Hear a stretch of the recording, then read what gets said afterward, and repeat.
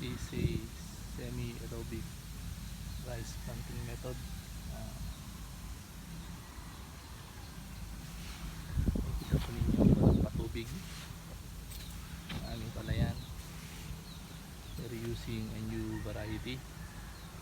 Tawag po dito sa variety ito ay jackpot or Winall 102.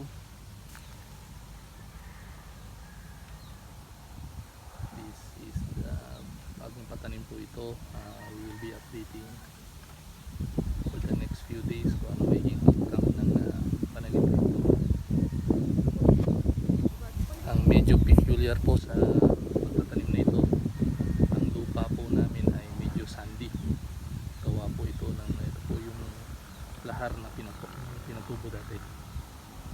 Let's see kung may ano po magiging outcome nito.